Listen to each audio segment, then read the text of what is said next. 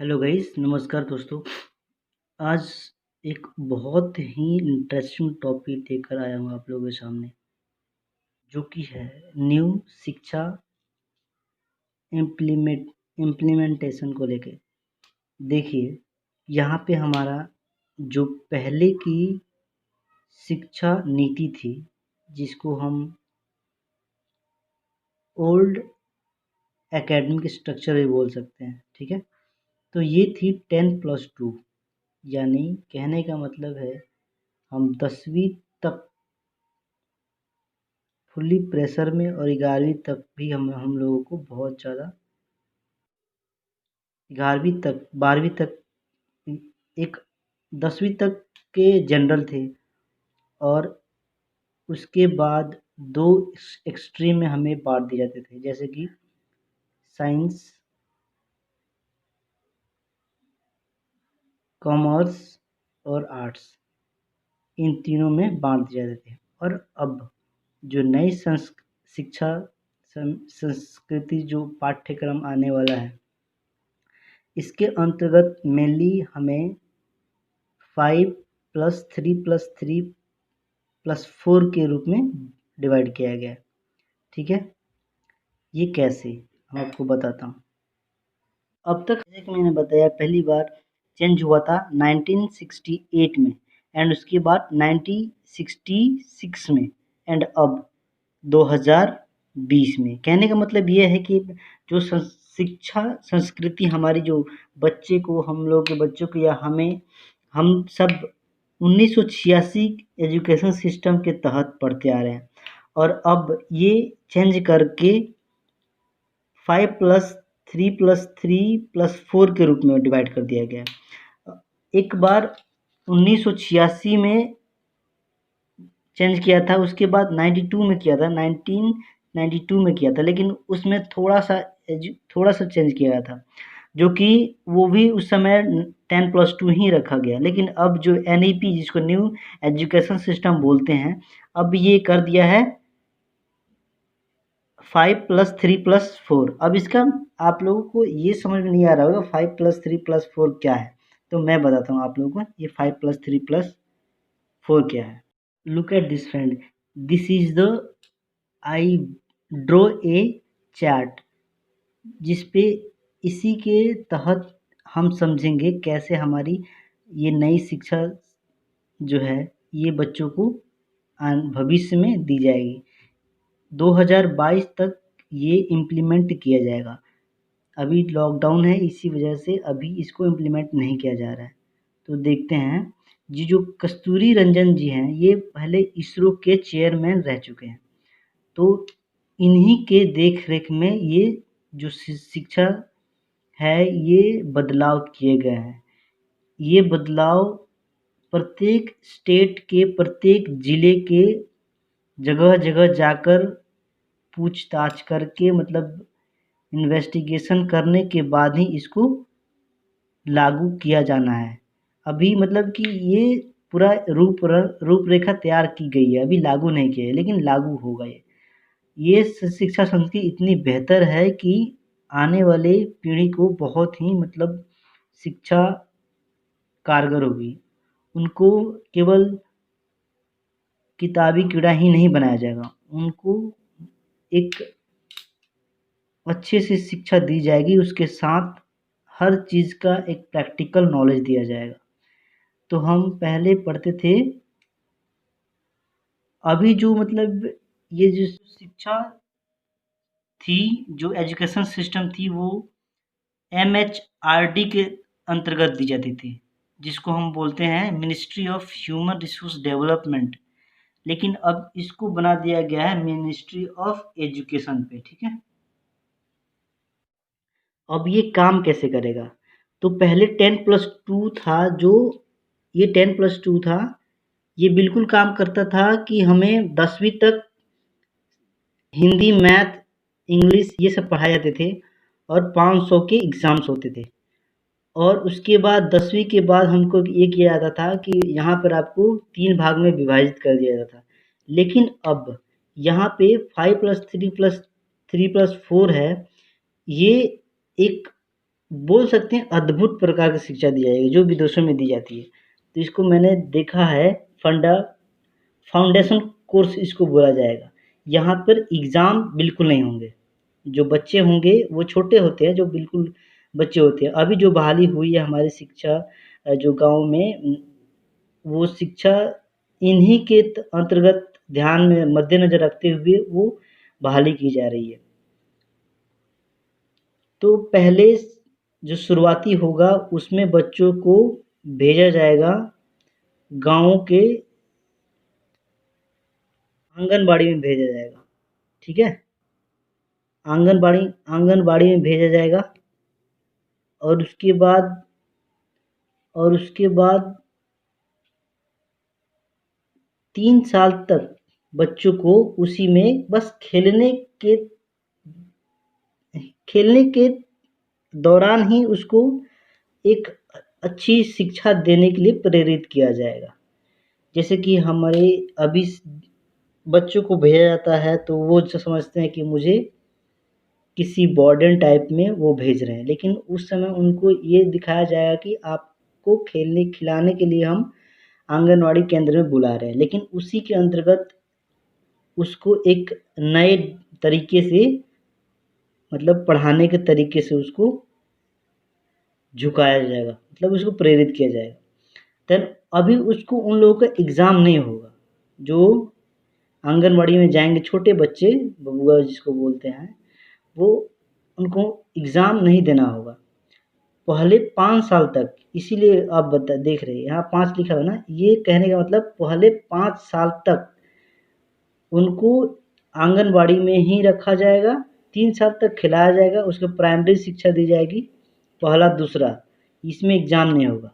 5 साल तो ऐसे निकल गए उनके। अब देखिए बाकी जो बचा हमारे ये तीन तीन जो लिखा हुआ है, ये 3 लिखो, इसका क्या मतलब है? इसको इसको प्रिपरेटरी ईयर बोलेंगे। इसमें हम बच्चों को एग्ज़ाम दिलवाएंगे, ठीक है? बच्चों को एग्ज़ाम दिलवाएंगे और उसमें तब तक बच्चे थर्ड क्लास में आ जाएंगे या 1 to 2 पहले पढ़ लिए हैं जहाँ एग्ज़ाम नहीं हो रहा था।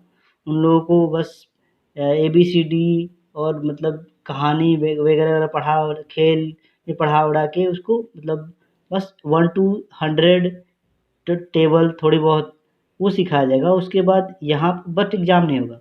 लेकिन अब जो सेकंड टर्म में आएंगे यानी 3 वाला में जो 5+5 5 साल तक निकल गया, अब ये 3 साल तक ये प्राइमरी इसमें एग्ज़ाम होंगे जो कि है क्लास 3 to 5 यानी 3 से 5वीं क्लास तक उन लोगों को ये प्राइमरी में प्री-मैट्री में इसको इंक्लूड किया जाएगा। तो इसमें उन लोगों को एक्टिविटी स्टडी, लैंग्वेज जो मतलब कि जो बच्चे होते हैं ना, जो छोटे बच्चे उन लोगों को पहले मतलब कि जो क्षेत्रीय भाषा होती है उन लोगों को ज़्यादा ही मतलब समझ में आता है। वो बहुत जल्दी उस भाषा में सीखते हैं क्योंकि वो घर पे रहते हैं तो उनके मम्मी-पापा जो होते हैं वो बोलते रहते हैं क्षेत्रीय भाषा, तो डिटेक्ट करते हैं क्योंकि बच्चे बहुत ही ज़्यादा मतलब सेंसिटिव होते हैं जब बचपन में होते हैं, कोई भी बात को बहुत जल्दी से गेन कर लेते हैं, प्राप्त कर लेते हैं। तो जो 3 साल जो है, जो 3 साल है इसमें 3 से 5 3 to 5 क्लास तक इसमें स्टडी किया जाएगा, कराया जाएगा। जिसमें एक्टिविटी जैसे कि लड़का खेलना चाह रहा है, कूद रहा है, उसका अलग पहले से दिख जाता है बच्चा क्या करने में ज़्यादा रुचि ले रहा है। जैसे खेल रहा है या गाना गा रहा है या डांस कर रहा है, तो उसमें एक्टिविटी वहीं से पता लगने लग जाता है। उसके बाद लैंग्वेज जो है वो क्षेत्रीय भाषा में बोल सकता है या नेशनल जो हिंदी है उसको भी यूज़ कर सकता है। इसमें बर्डन नहीं है, बोझ नहीं है कि आपको इसी भाषा में बोलना है। लेकिन आम तौर पर हमारी हिंदी भाषा जो पूरे इंडिया में बोली जाती है और इंग्लिश जो है कि ये पूरे वर्ल्ड में बोली जाती है, तो उस पे दबाव नहीं रहेगा कि आपको हिंदी में ही मतलब या इंग्लिश में ही पढ़ाई करना है। तो जो मदर टंग है जैसे कि पंजाब, तमिलनाडु, कर्नाटक, तो वहाँ पे भाषा हम लोग अलग है। बिहार यहाँ पे भोजपुरी है और वहाँ पे पंजाब में पंजाबी है, तो वो क्षेत्रीय भाषा में उसको अध्ययन कराया जाएगा। ठीक है। अब हम जानते हैं इसके जो 5+3+3 है, इसका मतलब क्या है। इसका मतलब ये है कि यहाँ पे जो दिख रहा है मिडिल स्टेज, यहाँ मिडिल स्टेज जो थर्ड ईयर में फिर भी 3 ईयर में आ रहा है, इसका मतलब ये है कि इसमें जो इंडियन लैंग्वेज होता है हिंदी, जो इंडियन लैंग्वेज होता है उनमें इनको भाषा के तहत शिक्षा दिलाई जाएगी। और इसमें ये है कि इनको 6 to 8 तक यानी छठी क्लास से 8वीं क्लास तक इनको स्टडी करना होगा। किसके दौरान? ये 3 के दौरान। और इसमें उन लोग को कंप्लीट कराया जाएगा। जैसे कि बच्चे कंप्यूटर, क्योंकि आजकल कंप्यूटर हर क्षेत्र में दिया जा रहा है, हर क्षेत्र में इसका इस्तेमाल है, कहीं भी जाओ तो इसमें कोडिंग सिखाया जाएगा उन लोगों को, मतलब कि एकदम एप्लीकेशन कैसे बनाते हैं ये, मतलब उनको बेसिक नॉलेज दिया जाएगा। उसी 6 to 8 के दौरान ही मतलब कई कई बनाने लग जाते हैं, लेकिन कई ऐसे भी होते हैं जो कि नहीं बना पाते, लेकिन बस उनको परिचय कराया जाएगा, हाँ कोडिंग भी कोई चीज़ होती है, ठीक है। और उसके बाद ये पढ़ाई जो है ये छोटे से गाँव से लेकर बड़े शहर तक ही एक ही जैसा होने वाला है, क्योंकि इसलिए बहुत ही न्यूज़ में है। तो इसमें कंप्लीट किया जाएगा, कोडिंग कराया जाएगा। उसके बाद वोकेशनल, जैसे कि वोकेशनल कहने का मतलब ये होता है कि अभी गर्मी की ग्रीष्म की छुट्टी है या कुछ भी हो गई, तो उनमें उनको सबसे ज़्यादा रुचि क्या है, ठीक है, क्या चीज़ में ज़्यादा मन लग रहा है बच्चे का। जैसे कि वो सिलाई करना चाहता है या बढ़ई बनना चाहता है या कुछ भी।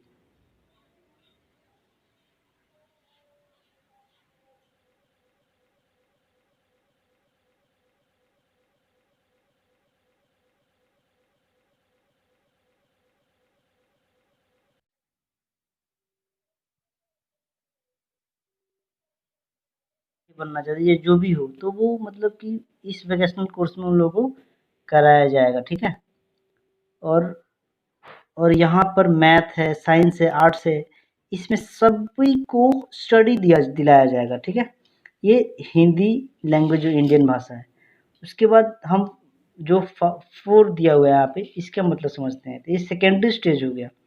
इसमें ये दिया जाएगा कि जो बाहर की लैंग्वेज है, जो फॉरेनर लैंग्वेज हो उसको बोला जाता है, तो इसमें चाइना को एक्सक्लूड किया गया। इसको चाइना को बाहर निकालिए, चाइना की भाषा आप नहीं सीख सकते हैं, ऐसे मतलब अभी कहा जा रहा है।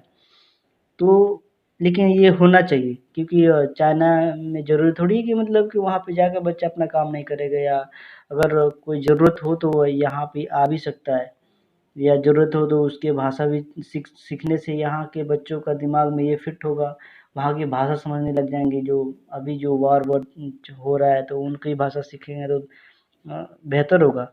तो ये गलत बात है कि इसको निकाला गया, लेकिन वर्ल्ड की सभी भाषा सीखने की अनुमति दी जाएगी ये सेकेंडरी स्टेज में।